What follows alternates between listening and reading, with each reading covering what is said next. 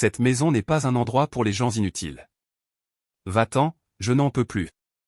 Ce sont les mots durs que Madame Hien, 70 ans, a dû entendre de sa belle-fille un soir de pluie, alors qu'elle se trouvait seule avec une profonde tristesse. Toute sa vie, elle a travaillé dur pour élever ses enfants, mais en fin de compte, c'est sa belle-fille qui l'a poussée hors de la maison qu'elle considérait autrefois comme un endroit sûr, simplement parce qu'elle n'avait pas assez d'argent pour la rencontrer. Demande déraisonnable. Elle est devenue un fardeau aux yeux de sa famille, traitée comme une étrangère. Mais elle ne savait pas qu'en seulement 7 jours, sa vie allait changer d'une manière que personne ne pouvait imaginer.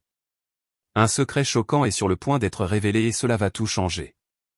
La pension Tanfa est située au fond d'une petite ruelle numéro 12 rue Yen à Ijiam, où Madame Hien vit avec son fils Aïe et sa belle-fille Yen depuis de nombreuses années. La pièce étroite, aux murs inégaux et à l'atmosphère étouffante, était non seulement limitée en espace mais aussi pleine de paroles froides et de regards méprisants de la belle-fille. Madame Hien rêvait autrefois que sa vieillesse serait paisible, jouissant d'une pleine joie avec ses enfants et petits-enfants après des années difficiles. Elle a élevé Aïe et l'a élevée seule pendant des années difficiles, avec seulement le peu d'argent qu'elle gagnait en vendant des billets de loterie après le décès prématuré de son mari. Mais maintenant, alors qu'elle est vieille et que ses jambes sont fatiguées, elle doit encore travailler tranquillement chaque jour pour aider son fils à payer le loyer. Aïe, le fils qu'elle aimait tant, était doux mais trop faible pour faire face aux critiques de sa femme. Il n'osait pas parler pour protéger sa mère, il ne pouvait que baisser la tête en silence, regardant impuissant sa mère subir l'humiliation.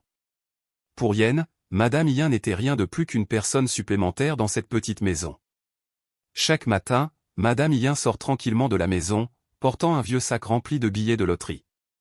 Ses pas étaient tremblants, mais elle n'osait pas s'arrêter, se disant qu'il suffit de persévérer, d'être patiente, et tout changera. Cependant, elle ne savait pas que cette patience ne ferait que creuser la distance entre elle et sa famille. Une tragédie déchirante l'attendait silencieusement, une tragédie à laquelle même elle ne pouvait pas s'attendre. Dans cette petite maison, les repas ne sont plus un lieu de réunion familiale. Au lieu de cela, c'est devenu un lieu de confrontation tranquille entre belle-mère et belle-fille. Yen se plaint souvent de Madame Hien, des mots durs sortent de sa bouche comme s'ils étaient devenus une habitude, tu es vieille, tu sais seulement être un parasite, mais tu veux quand même parler. Ces mots ont non seulement blessé Madame Hien, mais ont également aggravé la douleur qu'elle devait endurer chaque jour. Un soir, alors que toute la famille était assise autour de la table du dîner, Madame Hien posa tranquillement ses baguettes et regarda tristement la nourriture qu'elle donnait à son fils et à sa belle-fille. Yen a jeté un coup d'œil, le visage plein d'inconfort, et a dit « Ne pensez pas que vos billets de loterie suffisent à subvenir aux besoins de cette maison. Arrêtez d'agir doucement, c'est fatigant. » Aïe baissa simplement la tête et mâcha du riz en silence. Les yeux de Madame Hien semblaient un peu tristes, mais elle ne parlait pas. Elle était tellement habituée aux paroles froides et aux yeux dédaigneux de sa belle-fille, qu'elle avait enduré pendant de nombreuses années. Quoi qu'il en soit, elle ne pouvait toujours pas parler, ravalant simplement l'amertume de son cœur. Son silence ne changea rien à Yen, mais son attitude devint de plus en plus agaçante.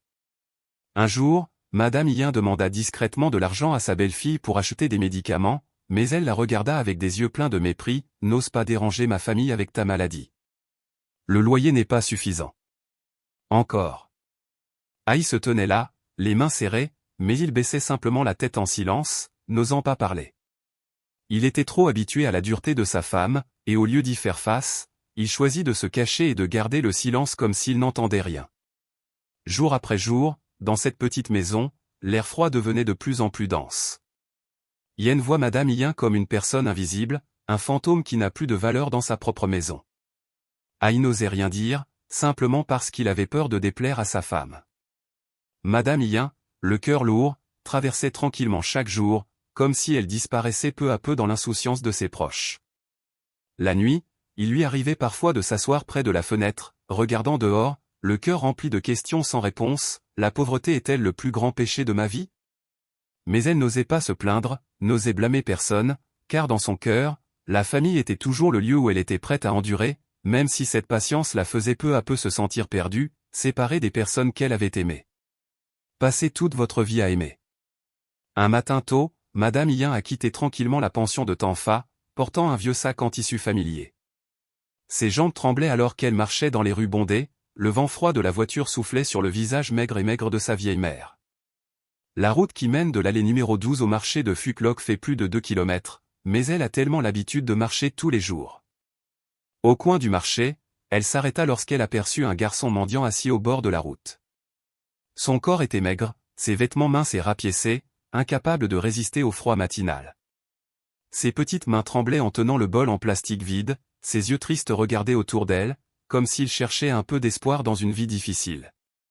En regardant le garçon, les yeux de Madame Yin sont soudainement devenus tristes, mais elle a ensuite doucement sorti un billet de 10 000 VND de son sac en tissu, le peu d'argent qui lui restait après avoir acheté le billet de loterie. Elle mit l'argent dans la main du garçon et dit doucement « Achetez quelque chose, mangez, n'ayez plus faim ». Le garçon la regarda, ses yeux brillant d'une profonde gratitude, ses lèvres bougeant en signe de remerciement, même s'il n'avait pas encore prononcé les mots. Mais ce petit geste apparemment insignifiant fut le premier signe d'une tragédie que Madame Yin n'aurait pas pu imaginer. Ses actions ont tout changé, et ce fut aussi un tournant qu'elle n'aurait pas pu prédire. Cet après-midi-là, Madame Yin s'est arrêtée au restaurant PHO de Madame Ba, près du marché, pour simplement boire un verre d'eau. Pendant qu'elle attendait, Yen, sa belle-fille, la vit par hasard en train de donner de l'argent aux mendiants. Elle était abasourdie, un sentiment de colère a éclaté et peu de temps après, elle s'est approchée avec un visage plein d'inconfort. « Pourquoi vous inquiétez-vous pour les étrangers? Cette famille doit encore beaucoup de loyer, pouvez-vous le payer ?» Yen éleva la voix, sa voix remplie d'agacement. Madame Yin baissa légèrement la tête, avec l'intention de s'éloigner pour éviter de faire du bruit, mais Yen ne la laissa pas tranquille, continuant à laisser échapper des mots durs, « Vous vivez ici et vous ne pouvez rien faire, et vous faites encore beaucoup de choses. Du travail. Si tu veux, va vivre avec ce mendiant. » Tout le restaurant PHO devint soudain silencieux. Les yeux curieux des gens autour d'eux se tournèrent tous vers eux. Madame Yin n'a pas répondu, a juste sorti doucement son sac en tissu et a marché en silence, mais son cœur avait l'impression d'être brisé à ce moment-là. Ces mots non seulement l'ont blessée, mais ont également approfondi une blessure qu'elle ne pourrait jamais guérir. Lorsque Madame Yin arriva chez elle, l'atmosphère dans la petite chambre louée semblait plus lourde que jamais.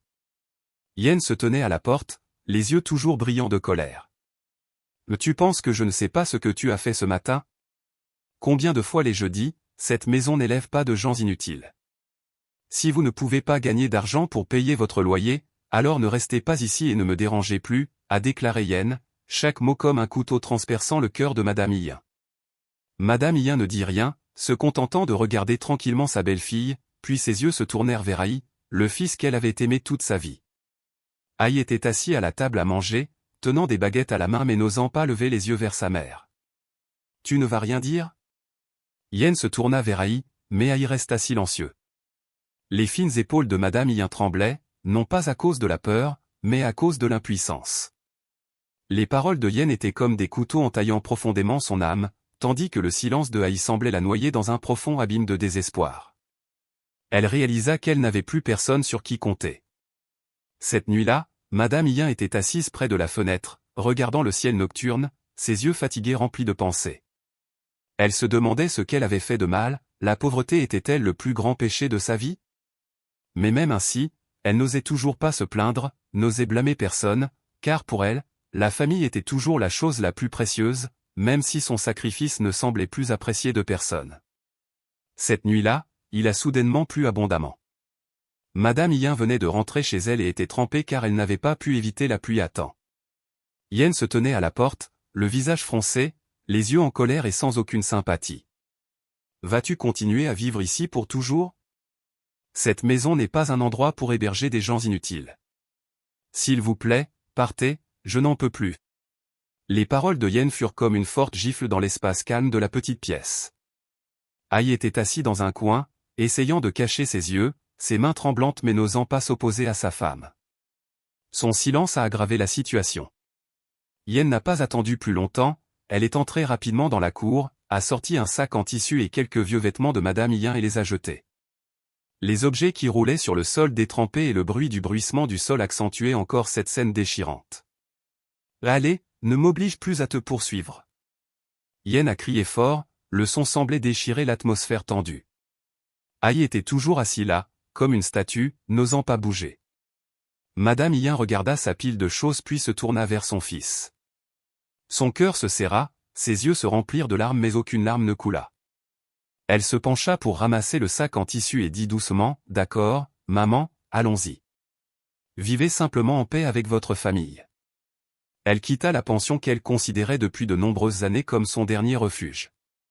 Ses pieds étaient lourds, marchant péniblement sous la pluie froide.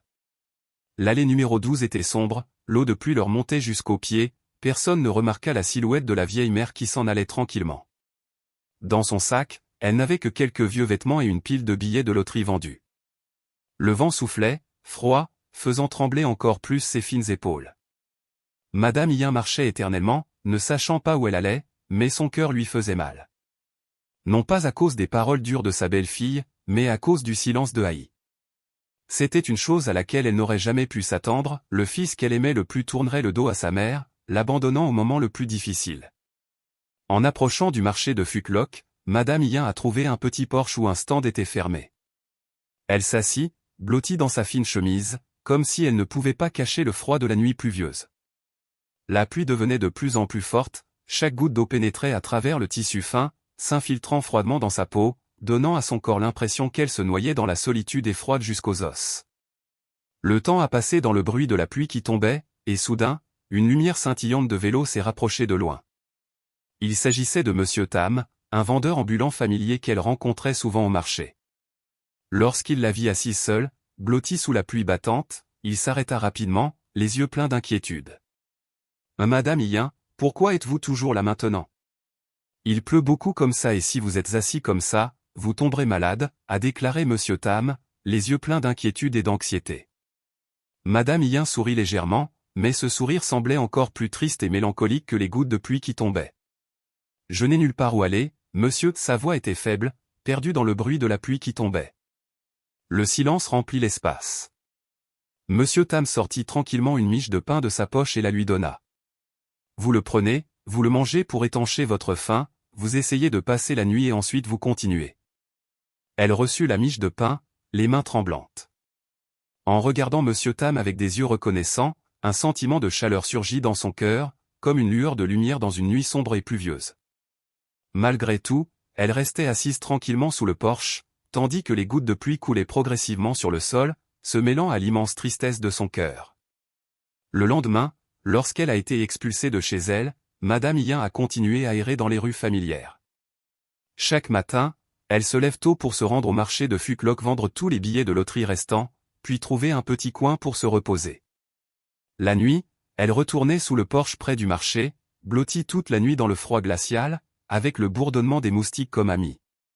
Ce jour-là, alors que le soleil se levait, Madame Yin était assise et se reposait sous un arbre du parc Binaï. Elle s'appuya sur une vieille chaise en pierre, se détendant après une matinée passée à marcher et à vendre des billets de loterie. En main, elle n'avait que quelques billets de loterie invendus. Le vent doux soufflait pour atténuer quelque peu sa fatigue, mais dans son cœur, la tristesse persistait encore, lourde et indélébile. Soudain, une voiture noire s'est arrêtée près du parc. Un homme élégant a démissionné, accompagné de 2 policiers en uniforme. Ils s'arrêtèrent devant Madame Yin.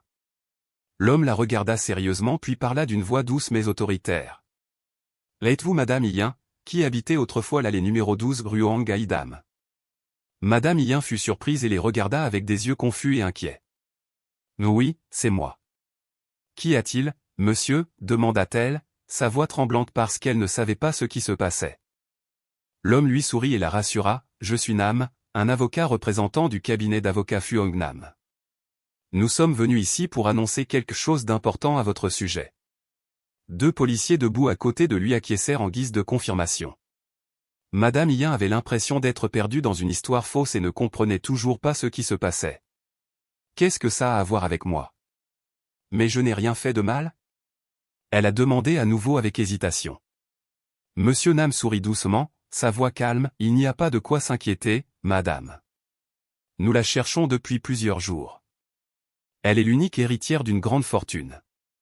C'est une information très sérieuse. » En entendant cela, Madame Yin fut surprise, comme si elle n'en croyait pas ses oreilles.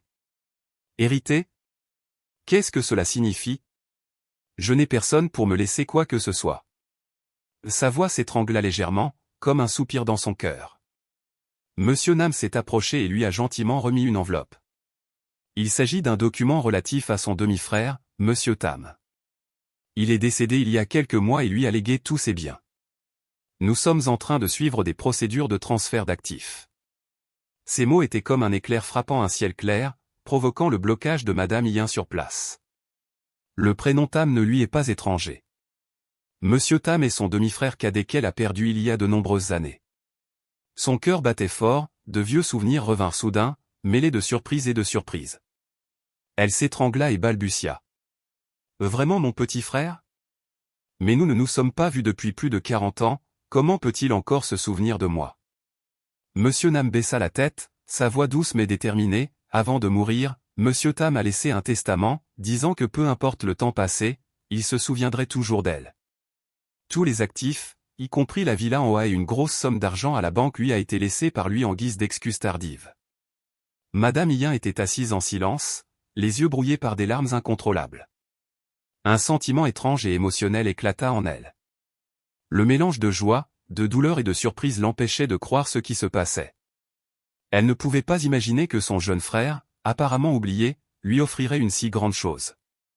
Monsieur Nam a poursuivi, sa voix toujours douce mais décisive, « Nous avons préparé une voiture pour vous emmener à la villa en haut. Tout y est prêt pour vous accueillir. » Madame Yin tenait fermement l'enveloppe dans sa main, les yeux encore remplis de larmes. Cette histoire ressemble trop à un rêve, mais tout se passe sous ses yeux. Elle était assise dans la voiture, tenant toujours l'enveloppe contenant les documents que Monsieur Nam venait de lui remettre.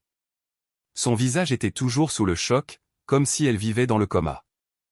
La voiture traversait des routes familières, mais son esprit retournait vers un passé lointain. Là, les souvenirs de son jeune frère, Monsieur Tam, ont soudainement refait surface. Il y a plus de 40 ans, alors que Madame Yin était une jeune fille, sa famille a vécu un incident majeur. Son père s'est remarié après le décès prématuré de sa mère et sa belle-mère a amené Monsieur Tam, son jeune demi-frère, vivre avec elle. Mais leur vie commune n'a pas duré longtemps, la famille s'est séparée en raison de conflits persistants. Un jour, Monsieur Tam est parti et Madame Yin est restée silencieuse, regardant la silhouette de son petit frère tenant le sac dans sa main. « Van, quand tu seras stable, n'oublie pas de me trouver. » Les paroles de Monsieur Tam étaient comme une blessure profonde dans son cœur, une blessure qui n'a jamais guéri. Mais ensuite, la guerre a éclaté, sa famille a été séparée et elle n'a pas pu tenir sa promesse. La voiture s'est arrêtée devant un petit café et Monsieur Nam s'est retourné, d'une voix douce, « Nous vous expliquerons davantage afin que vous puissiez mieux comprendre cet héritage. » Ils entrèrent dans le restaurant et s'assirent à une table près de la fenêtre. Monsieur Nam a sorti un dossier de documents de son sac et a ouvert les papiers liés au testament de Monsieur Tam.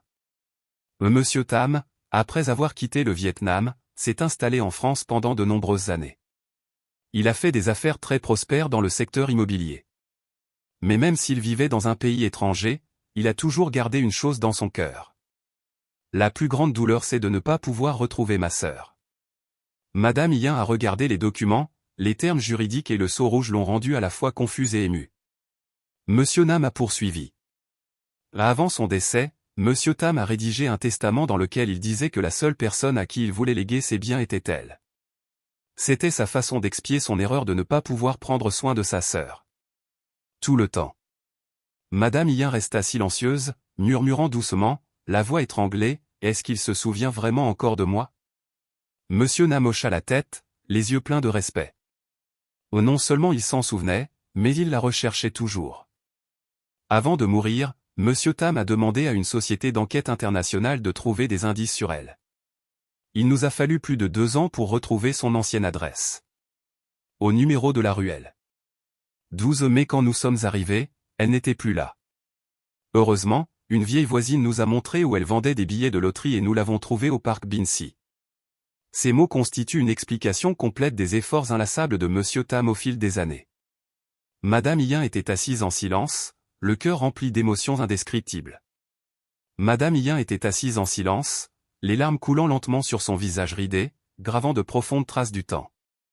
De toute sa vie, elle n'aurait jamais pensé qu'après tant d'années de séparation, son jeune frère qui semblait avoir disparu dans la poussière du passé puisse lui manquer autant. Monsieur Tam, le frère cadet qu'elle pensait autrefois n'existe plus dans sa vie, lui a maintenant laissé tout ce qu'il avait.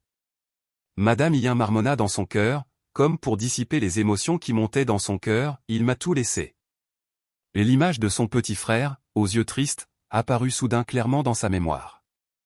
Rappelez-vous, ce garçon a dû la quitter lorsque toute la famille s'est effondrée, et elle n'a pas pu tenir sa promesse de le retrouver. Mais désormais, les sentiments tourmentés de Monsieur Tam ont été remplacés par un cadeau inestimable. Monsieur Nam la regarda doucement, sa voix semblait réconforter ses émotions montantes. Maintenant, tous les actifs, y compris la villa en haut et une grande quantité d'épargne à la banque, vous appartiennent déjà. Nous ferons en sorte que vous les voyiez. La villa en ce moment. Madame Yin n'a pas répondu. Elle resta assise là, tenant toujours fermement l'enveloppe, les mains tremblantes. Un sentiment étrange, à la fois doux et étouffant, lui envahit le cœur. Mais surtout, ce fut un immense soulagement après des mois de longues journées solitaires et misérables. La voiture roulait lentement dans des rues familières, puis s'arrêtait devant un grand portail, superbement sculpté de magnifiques motifs.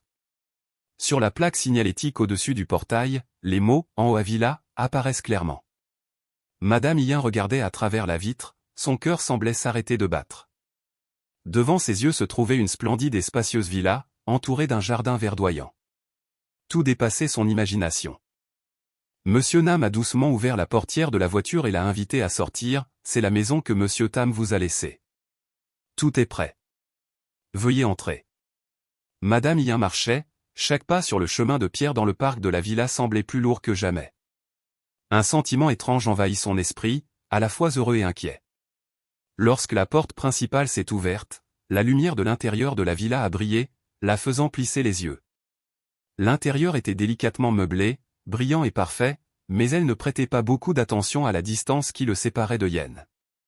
Elle se leva, les yeux remplis de larmes, comme si elle cherchait une silhouette familière dans ce vaste espace. Monsieur Nam marchait à côté d'elle et continuait à expliquer, en plus de cette villa, Monsieur Tam a également laissé une grosse somme d'argent à la banque. Nous vous aiderons à terminer la procédure de transfert de propriété. Madame Yin hocha légèrement la tête, son cœur semblait se calmer mais elle ne parvenait toujours pas à oublier les souvenirs de son jeune frère. Des émotions indescriptibles surgirent dans son cœur, de vieux souvenirs de Monsieur Tam revinrent, comme des vagues caressant son cœur. Elle se dirigea vers un coin de la pièce, où était accrochée une photo de Monsieur Tam. La photo le montre dans un costume élégant, avec un doux sourire et des yeux chaleureux. Elle tendit la main pour toucher le cadre photo, ses lèvres tremblantes, elle s'exclama doucement, « Tam, je suis là ». Madame Yin s'assit sur une chaise près de la fenêtre et prit une profonde inspiration. À ce moment-là, toutes les souffrances, la douleur et l'humiliation qu'elle avait endurées au fil des années semblaient avoir été emportées et disparues. Mais ses yeux portaient encore un peu de contemplation, comme si elle était encore plongée dans de profondes pensées. Monsieur Nam a vu ce silence et a immédiatement parlé doucement, « Vous pouvez vivre ici, profiter d'une vie tranquille, ou si vous le souhaitez, vous pouvez utiliser cette propriété à des fins plus nobles. Vous pensez que cela signifie quelque chose. Le droit de décider vous appartient. » Madame Yin leva les yeux, ses yeux brillants d'une forte détermination, semblant avoir trouvé sa réponse.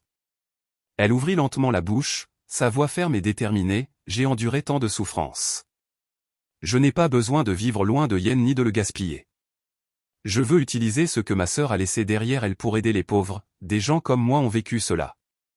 Cela pourrait être ainsi que mon frère et moi rattrapons nos erreurs passées. » Monsieur Nam hocha légèrement la tête, ses lèvres souriant doucement, comme s'il comprenait et respectait sa décision.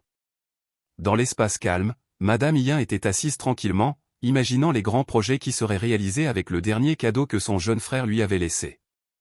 Le sentiment dans son cœur était la tranquillité d'esprit et une nouvelle croyance en la vie, que les souffrances précédentes n'étaient pas la fin, mais un nouveau départ plein d'espoir. La nouvelle que Madame Yin avait hérité d'une grande fortune de son jeune frère s'est rapidement répandue dans l'allée numéro 12. Les voisins qui ont vu qu'elle était expulsée de la maison ont été surpris et ont bavardé. Mais les personnes les plus surprises furent peut-être Yen et Ai. Yen ne pouvait pas croire ce qu'elle venait d'entendre lorsqu'un voisin lui a dit « Madame Yin est maintenant propriétaire d'une grande villa et possède des milliards d'argent. Ils l'ont vu conduire une voiture hier. » Yen resta immobile, le mouchoir tomba soudain de sa main. Dans sa tête, son rire faisait écho au jour où Madame Yin avait été chassée. Se souvenant encore du regard méprisant qu'elle lui lança, c'est désormais devenu un regret indélébile, lui déchirant le cœur. « Monsieur Ai, nous devons aller voir maman, dit Yen, d'une voix pressante, comme si elle n'en pouvait plus. Aïe était assis en silence, le visage plein de honte, les yeux baissés, n'osant pas lever les yeux. Tu penses que maman veut toujours nous voir? Aïe répondit, sa voix était triste. C'est toi qui as chassé maman, et je n'ai rien fait pour l'arrêter. Maintenant, de quel droit avons-nous besoin de voir maman? Mais Yen ne pouvait plus attendre. Le lendemain matin, elle décida d'emmener Aïe à la villa en Hoa, un endroit où il n'avait jamais mis les pieds depuis tout ce temps. Devant le grand portail, Yen regardait autour de lui, confus, essayant de comprendre comment sonnait la cloche. Lorsque la gouvernante est apparue et a demandé qui il cherchait, Yen a répondu avec hésitation, « Je suis la belle-fille de Madame Yin. S'il vous plaît, laissez-moi voir ma mère. » Sa voix était étouffée, comme si tous les tourments dans son cœur revenaient soudainement. Quelques minutes plus tard, Madame Yin est apparue. Elle sortit de la maison, l'air aussi calme que jamais, mais ses yeux étaient si froids et distants que Yen ne pouvait pas reconnaître la mère qu'elle avait connue autrefois.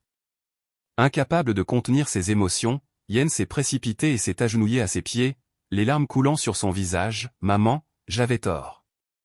Je t'ai si maltraité. Je n'aurais pas dû faire ça. S'il te plaît, maman, pardonne-moi. » Le plaidoyer de Yen retentit, plein de regrets et de profond repentir. Aïe se tenait là, la tête baissée, n'osant pas lever les yeux, comme si la honte et la culpabilité l'empêchaient de faire face à sa mère. « Je suis désolé aussi, maman, dit-il doucement, la voix tremblante, n'osant rien dire de plus. Madame Yin les regarda un moment sans rien dire. Dans ses yeux, à cet instant, il y avait un mélange de souffrance extrême et d'un calme indescriptible. Le temps semblait ralentir alors qu'elle parlait lentement, sa voix froide mais poignante. « Comprenez-vous, quand je suis sortie de cette maison, j'ai non seulement perdu ma maison, mais aussi la foi en ma propre famille. Maman pensait que non, peu importe à quel point la vie est cruelle, au moins la famille sera là où elle pourra trouver le réconfort ultime. Mais cette famille a tort, qui avait déjà causé tant de douleur à ma mère, ce n'était plus un endroit pour moi.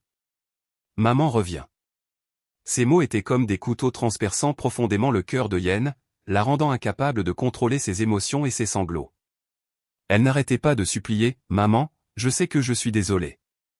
Je t'en supplie, ne me laisse plus te perdre.